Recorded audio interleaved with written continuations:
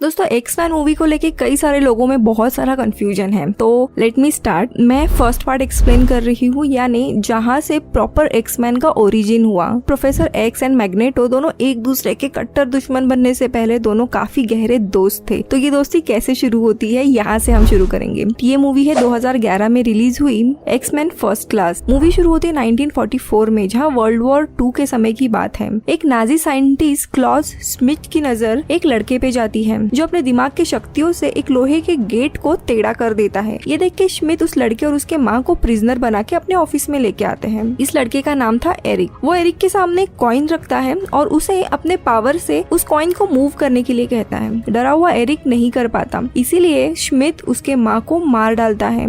ये देख के एरिक अपने इमोशंस कंट्रोल नहीं कर पाता और उसकी सारी शक्तियाँ बेकाबू हो जाती है। जो 2 गार्ड्स रहते हैं वो भी मारे जाते हैं और पूरा रूम डिस्ट्रॉय हो जाता है। इसी में स्मिथ विस्फोट होने से पहले वहाँ से बच के भाग जाता है। वो कैसे बच के भाग जाता है ये हमें आगे पता चलेगा। दोस्तों एरिक पावरफुल म्यूटेंट रहता है, यानी उसके डीएनए में म्यूटेशन होने के कारण उसमें कई सारी शक्तियाँ थी और इसी पावर से पैदा हुआ था। उसकी शक्तियाँ ये थी कि वो मैग्नेटिक फील्ड को जनरेट कर सकता है और किसी भी लोहे की चीज को कंट्रोल कर सकता है। इसी समय हम यूएस में दूसरे बच्चे को देखते हैं, यानी चार्ल्स। दोस्तों चार्ल्स भी एक म्यूटेंट था जिसके पास काफी शक्तिशाली टेलीपैथी पावर थी, जो किसी का भी दिमाग पढ़ सकता है, उसको कंट्रोल कर सकता है, किसी को भी मैनिपुलेट कर सकता है अपने पावर से। और एक दिन एक छोटे लड़की से उसका सामना होता है, रेविन, जो कि एक शेप शिफ्टर थी। किसी का भी रूप वो धारण कर सकती थी, लेकिन उसका शरीर असल में नीले रंग का था और नारंगी कलर के उसके बाल थे। उसे देख के चार्ल्स एक तरह से खुश होता है कि उसे फाइनली कोई उसके जैसा मिला, यानी एक अलग बच्चा। वो रेविन को खुद के घर में रहने के लिए इनवाइट करता है, लेकिन वो उसे हमेशा उसके इंसानी रूप में रहने के लिए कहता है ताकि आसपास के लोग उससे डरे ना। तो ये कहानी फास्ट फॉरवर्ड होती है 18 साल बाद। अपनी माँ गुजर जाने के कारण एरिक बहुत ही बुरी हालत में पड़ता है। उसके दिमाग में सिर्फ एक बदले की भावना आती है कि वो इन सारे लोगों को बस उसे मारना है और खास करके उस साइंटिस्ट को ढूंढना है जिसने उसके माँ को मारा है। इसी दौरान हम एक जगह पे देखते हैं CIA एजेंट मोइरा एक US कर्नल का पीछा करती है, उस पे शक होने के कारण। कर्नल हेलफायर नाम के क्लब में जा पहुंचता है और उस क्लब में हमें फाइनली स्मिथ दिखता है।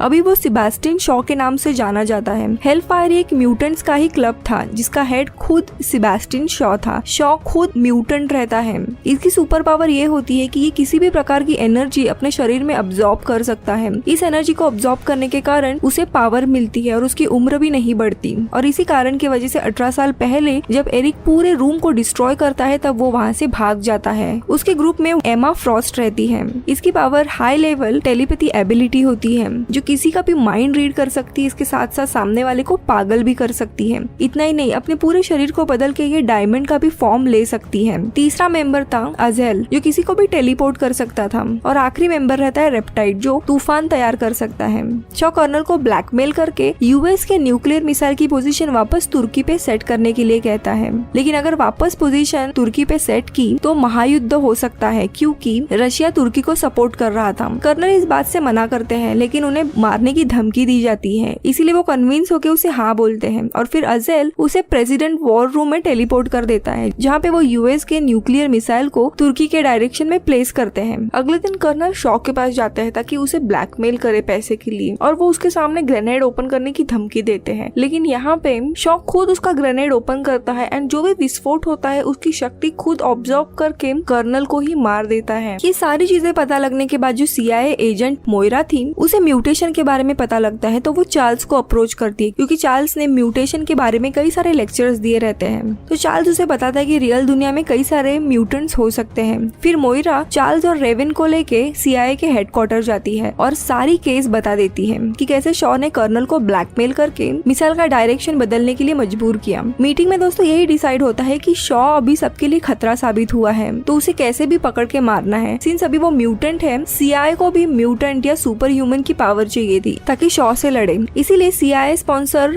म्यूटेंट्स का एक स्कूल खोला जाता है, डिवीजन X। उसमें सबसे पहले तो वे लोग शॉ को ढूंढते हैं, जो कई दूर लोकेशन पे अपने याच पे रिलैक्स कर रहा था। उसके साथ उसकी टीम भी थी। उसी वक्त पे दोस्तों उस लोकेशन पे एरिक आ जाता है, लेकिन दोस्तों यहाँ एरिक को ये पता नहीं था कि शॉ खुद भी एक म्यूटेंट है। वो सीधा उसे मारने जाता है, लेकिन एमा फ्रॉस्ट एरिक का दिमाग पढ़ लेती है और उसे पता लगता है कि ये इसे मारने के लिए आता है। तो वो उसका दिमाग मैनिपुलेट करती है और उसे काफी ज्यादा पेन देती है। लेकिन एरिक अपने पावर से बोट के एंकर को डुबाने की कोशिश करता है, लेकिन उसमें वो कामयाब नहीं होता। शॉ और उसके लोग वहाँ से भाग जाते हैं, लेकिन यहाँ पे एरिक की जान खतरे में आ जाती है। चार्ल्स वहाँ पे सही वक्त पे पहुँचता है और एरिक को बचाता है। अगले दिन वो उसे डिवीजन एक्स के बारे में बताता है कि यहाँ पे वो लोग कुछ म्यूटेंट्स को रिक्रूट कर रहे हैं, उन्हें ट्रेन कर रहे हैं ताकि शॉ जैसे लोगों को वो मार सके। एरिक वहाँ से निकलने वाला था, उसे कोई इंटरेस्ट नहीं था, लेकिन चार्ल्स उसका मन बदलता है कि हमें अपने जैसे ही लोगों को, बच्चों को ट्रेन करना है। उससे वो रिक्वेस्ट करता है कुछ दिन रुकने के लिए, क्योंकि यहाँ पे उनका मकसद शॉ को पकड़ना भी था।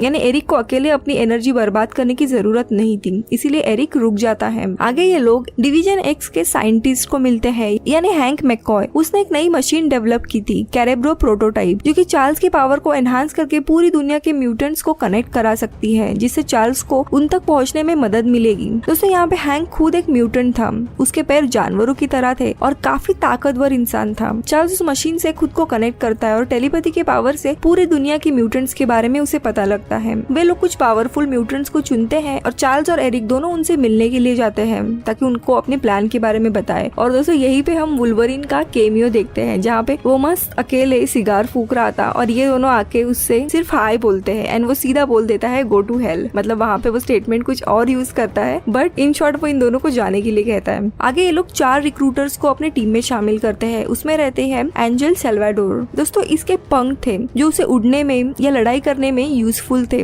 इसके अलावा वो ड्रैगन की तरह अपने मुंह से एसिड के गोले फेंकती थी। दूसरा म्यूटेंट होता है बंशी, जो सिर्फ चिल्लाने से ही काफी पावरफुल सुपरसोनिक वेव जनरेट कर सकता था। इन फ्रीक्वेंसी के कारण वो खुद उड़ान भी भर सकता है। तीसरा रहता है डार्विन, जो अपने शरीर को किसी भी फॉर्म में एनवायरनमेंट के अनुसार बदल सकता है। यानी अगर कोई फायरिंग कर रहा है तो वो अपने शरीर को लोहे में बदल सकता है, या फिर वो जब पानी में जाता है तब मछली की तरह ही गिल्स बना सकता है। नेक्स्ट होता है हॉक, जो अपने शरीर में प्लाज्मा एनर्जी अब्सॉर्ब कर सकता है और उसे ट्रांसफॉर्म करके सामने वाले पे वार कर सकता है। हैंक उसके लिए एक सूट बनाता है ताकि हॉक के शरीर से निकलने वाली एनर्जी एक ही दिशा में निकल के सामने वाले पे सही से वार कर सके। दोस्तों ये सारे रिक्रूट्स जो है वो अपने पावर का सही इस्तेमाल करना नहीं जानते थे, या फिर उन्हें कंट्रोल कैसे करना है, उनकी स्ट्रेंथ क्या है, उनकी वीकनेस क्या है, ये कुछ भी उन्हें पता नहीं था। लेकिन इन पावर्स का सही इस्तेमाल करना उन्हें चार्ल्स सिखाता है। जैसे कि एरिक खुद इतना पावरफुल रहता है, आगे जाके वो मैग्नेटो बनता है, लेकिन जब चार्ल्स उसे एक एंटीना मूव करने के लिए कहता है तो वो नहीं कर पाता, क्योंकि वो उस ऑब्जेक्ट को सिर्फ गुस्से से देख के मूव करने की कोशिश कर रहा था। इसी दरम्यान चार्ल्स एरिक के दिमाग से उसके माँ की एक मीठी याद उसे याद दिलाता है, जो खुद एरिक भी भूल गया था। चार्ल्स उसे कहता है कि उसे अपने पावर और स्ट्रेंथ का इस्तेमाल करते वक्त सिर्फ गुस्से से ही नहीं, इनफैक्ट शांति से भी काम लेना है ताकि उसकी एकाग्रता बढ़े। और दोस्तों इसी तरह एरिक उस एंटीना को मूव कर पाता है और ऐसे ही वो आगे जाके एक शक्तिशाली म्यूटेंट बनता है। दोस्तों इसी दौरान एरिक और चार्ल्स की काफी गहरी दोस्ती बनती है। तो दूसरी जगह पे चार्ल्स और CIA एजेंट मोइरा एक दूसरे के काफी करीब आते हैं। यहाँ पे शॉ वॉर करने के लिए रशियन जनरल से मिलने का फैसला करता है। इस मीटिंग के बारे में CIA एजेंट मोइरा को पता चलता है एंड वो चार्ल्स को बताती है, तो वो भी सीक्रेटली इस मीटिंग में जाने का फैसला करता है ताकि शॉ को पकड़ सके। लेकिन वो खुद इस मीटिंग में नहीं जाता, वो फ्रॉस्ट को भेजता है। जब चार्ल्स एंड एरिक वहाँ पे पहुँचता है तब उन्हें पता चलता है कि यहाँ पे शॉ आया ही नहीं है, तो वे लोग फ्रॉस्ट को ही पकड़ लेते हैं और CIA के एक जेल में उसे रखा जाता है। शॉ के प्लान के बारे में पता लगता है। वो दरअसल US और रशिया के बीच में न्यूक्लियर वॉर करना चाहता है। इस न्यूक्लियर वॉर के कारण दुनिया के सारे इंसान मारे जाएंगे और फिर उसके बाद सुपर ह्यूमन यानी म्यूटेंट्स ही बचेंगे। जब ये बात शॉ को पता लगती है तब वो US में इनका जो डिवीजन X रहता है उस पे हमला करता है। इस वक्त में डिवीजन X पे सारे नए रिक्रूट्स रहते हैं। बाहर के लोगों को आते हुए देख डार्विन शॉ के ऊपर हमला करता है, जिसमें शॉ सीधा उसे मार डालता है। आगे फिर शॉ इन बच्चों को अपने ग्रुप में शामिल होने के लिए इनवाइट करता है। वो इन सबको कहता है कि तुम लोग इंसानों से भी ऊपर हो, तुम लोगों को डरने की जरूरत नहीं है, हम दुनिया के ऊपर राज करने वाले हैं और इन सारे इंसानों को मार डालेंगे। शॉ के इस लेक्चर से एंजल सेल्वाडोर प्रभावित होती है और वो शॉ के टीम में शामिल हो जाती है एंड वे लोग वहाँ से निकलते हैं। अब यहाँ पे चार्ल्स को बच्चों के बारे में पता चलता है, तब वो आता है एंड इन सारे बच्चों को अपने मैंशन में लेके जाता है और उन्हें ट्रेन करने लगता है। इसी दरम्यान रेवन एंड हैंक जो रहते हैं वो एक दूसरे के करीब आते हैं। इन दोनों को भी दोस्तों अपने सुपर पावर के साथ साथ एक नॉर्मल इंसान की तरह दिखना था, इसलिए हैंक रेवन के DNA पे टेस्ट कर रहा था। सिंस वो एक शेप शिफ्टर थी, उसका DNA से वो सीरम बनाने का सोचता है ताकि दोनों का शरीर इंसानों जैसा दिखे।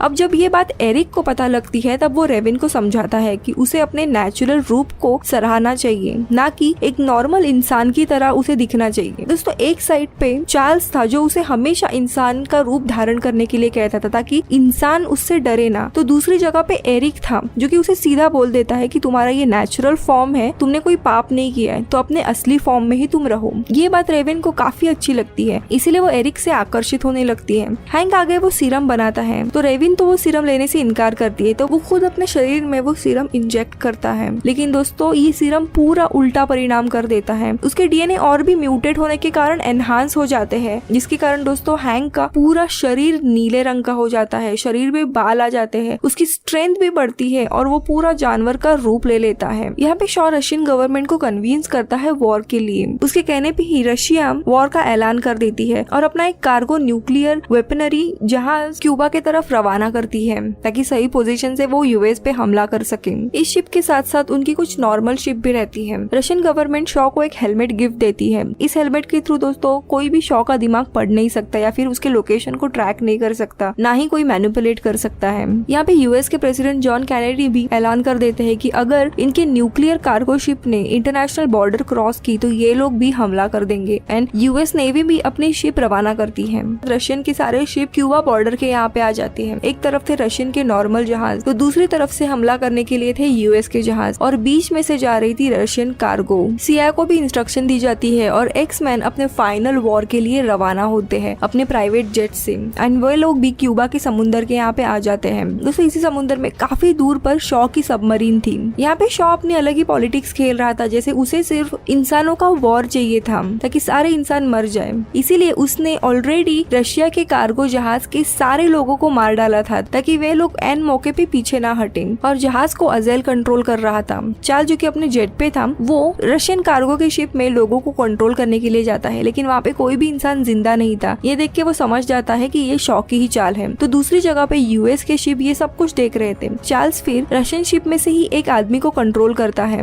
और उनके शिप से ही वो एक मिसाइल उस कार्गो शिप पे लॉन्च करता है, जिसके कारण जो कार्गो शिप था जिसपे मिसाइल थी वो डिस्ट्रॉय हो जाता है। यूएस के लोग भी देख के हैरान हो जाते कि यार इन्होंने अपना ही शिप क्यों उड़ाया। दोस्तों अब यहाँ पे रशियन की शिप डिस्ट्रॉय हुई थी, यानी वॉर होने की कोई संभावना ही नहीं थी। इसीलिए एरिक को अब अपना बदला लेना था, यानी शॉ को पकड़ना था। तो बंशी की मदद से वे लोग पानी के अंदर सुपरसोनिक फ्रीक्वेंसी के थ्रू सबमरीन को ढूंढते हैं और एरिक अपनी शक्तियों से दोस्तों पूरे एक बड़े से सबमरीन को सीधा समुद्र से बाहर निकाल के लैंड पे डाल देता है। दोस्तों ये सीन बहुत ही अमेजिंग था सच में। जैसे ही सबमरीन बाहर आती है सारे म्यूटेंट्स का आपस में वॉर शुरू हो जाता है। सब लोग एक दूसरे की लड़ाई करने लगते हैं, लेकिन सबसे इम्पोर्टेंट बैटल था एरिक एंड शॉ का। एरिक सीधा सबमरीन में जाता है जहाँ पे शॉ उसे देख के अपने टीम में शामिल होने के लिए कन्विंस करता है। एरिक को उसे देख के काफी गुस्सा आ रहा था। वो शॉ का हेलमेट निकालने में कामयाब हो जाता है। इसी के कारण चार्ल्स शॉ का दिमाग कंट्रोल करने लगता है और उसे इमोबिलाइज कर देता है, एक जगह पे स्टैचू बना देता है। उसी वक्त चार्ल्स एरिक को भी शांत कराने का प्रयास कर रहा था क्योंकि उसे पता था एरिक इतना गुस्से वाला इंसान है, वो शॉ को उधर ही मार डालेगा। लेकिन चार्ल्स का कहना था कि शॉ को पकड़ के सीआईए को देना है, हमें उसे मारना नहीं है। आखिरी में एरिक को चार्ल्स के जो भी थॉट प्रोसेस थी वो बार बार डिस्टर्ब कर रही थी, इसीलिए वो शॉ की जो कैप रहती है वो खुद पहन लेता है ताकि चार्ल्स उसके दिमाग तक पहुंचे ना। और दोस्तों यहाँ एट दिस पॉइंट हमें एरिक का असली चेहरा पता चलता है या फिर उसके दिमाग में आखिरकार क्या चल रहा था वो पता लगता है। वो शॉ को कहता है कि तुम्हारे जो विचार है इंसानों के ऊपर सुपीरियरिटी दिखाने का वो सही है, मैं खुद भी चाहता हूँ कि ये सारे इंसान खत्म हो जाए, लेकिन यहाँ पे सिर्फ फर्क इतना है कि मुझे अपने माँ का बदला लेना है तुमसे। एरिक वही कॉइन निकालता है जिसे शॉ ने उसे मूव करने के लिए कहा था और वही कॉइन कंट्रोल करके सीधा शॉ के दिमाग में डालता है और उसके सर के पीछे से वो बाहर निकलता है और शॉ उधर ही मर जाता है। दोस्तों यहाँ समुद्र में यूएस और रशियन नेवी जो थी वो इस म्यूटेंट्स के वॉर को देख के काफी डर जाती है एंड वे लोग अपनी सारी मिसाइल जो है वो इन म्यूटेंट्स के अगेंस्ट लॉन्च करती है ताकि सारे म्यूटेंट्स को मार सके। लेकिन एरिक तभी बाहर आता है और वो गुस्से में ये सारे मिसाइल्स इंसानों के डायरेक्शन में ही मूव कर देता है ताकि ये इंसान मर जाए। ये देख के जो सीआईए एजेंट मोइरा थी वो एरिक को शूट करने लगती है ताकि उसका कंसंट्रेशन टूट सके, लेकिन ये सारे बुलेट्स वो कंट्रोल करके दूसरे डायरेक्शन में मूव कर देता है और इसी में से एक बुलेट लगती है चार्ल्स के स्पाइन को और वो बुरी तरीके से घायल होता है। ये देख के एरिक काफी इमोशनल हो जाता है एंड वो चार्ल्स को बचाने के लिए जाता है। अब इसके कारण उसका कंसंट्रेशन टूट जाता है एंड जो भी सारी मिसाइल्स थी जो इंसानों की तरफ पॉइंट कर रही थी वो पूरे पानी में गिर जाती है। वो चार्ल्स के स्पाइन में से गोली निकालता है एंड यहाँ पे वो मोइरा को उसके आईडी कार्ड की चेन से मारने लगता है क्योंकि उसे लगता है उसके कारण चार्ल्स को गोली लगी है। लेकिन चार्ल्स कहता है नहीं, इसमें मोइरा की गलती नहीं है। एरिक समझ जाता है उसके दोस्त की ये हालत उसी के कारण हुई थी और वो आखिरी में चार्ल्स को कहता है कि हम दोनों के विचार अलग अलग हैं। तुम इंसान को अपना दोस्त मानते हो और मैं इंसानों को अपना दुश्मन मानता हूँ। उसके साथ दोस्तों रेविन और जो शॉ के ग्रुप के मेंबर्स रहते हैं म्यूटेंट्स, वो भी उसके साथ चले जाते हैं। दोस्तों इस इंसिडेंट के बाद पूरी दुनिया म्यूटेंट से डरने लगती है। जो भी बड़े बड़े देश है उनका एक ही मिशन हुआ था, म्यूटेंट्स को मार डालना। मूवी के आखिरी में हम देखते हैं बेचारा चार्ल्स व्हील चेयर पे रहता है। वो अपने मैंशन को चेंज करके म्यूटेंट्स के स्कूल में कन्वर्ट करता है ताकि जो भी ऐसे भटके हुए बच्चे हैं स्पेशल पावर के, उन्हें एक सेफ जगह मिले। उसकी गर्लफ्रेंड मोइरा की जान बचाने के लिए वो इसे किस करता है और दोस्तों उसकी सारी यादें मिटा देता है जब से वो चार्ल्स से मिली थी, और म्यूटेंट्स की जो भी यादें हैं वो सारी इरेज हो जाती हैं। और दूसरी जगह हम देखते हैं दोस्तों एरिक को। उसने वही शॉ का हेलमेट पहना था ताकि कोई भी उसके दिमाग तक पहुंच ना सके, और वो एमा फ्रॉस्ट को CIA की जेल से निकलवाता है और अपने ग्रुप में शामिल करता है एंड खुद को एज अ मैग्नेटो इंट्रोड्यूस कराता है। तो दोस्तों इसी तरीके से एरिक बन जाता है मैग्नेटो, चार्ल्स बन जाता है प्रोफेसर एक्स, और रेविन जो रहती है वो बन जाती है मिस्टी। प्रोफेसर एक्स एंड मैग्नेटो बन जाते हैं एक दूसरे के दुश्मन क्योंकि दोनों के भी विचार अलग थे। तो दोस्तों ये था पार्ट 1 जहाँ पे हमें एक्समैन के ओरिजिन के बारे में पता चलता है। नेक्स्ट पार्ट है डेज ऑफ फ्यूचर पास्ट जो मैं नेक्स्ट डालूंगी, सो स्टे ट्यून। मैं मिलूंगी आपसे अगले वीडियो में, तब तक के लिए bye and stay safe. Okay bye.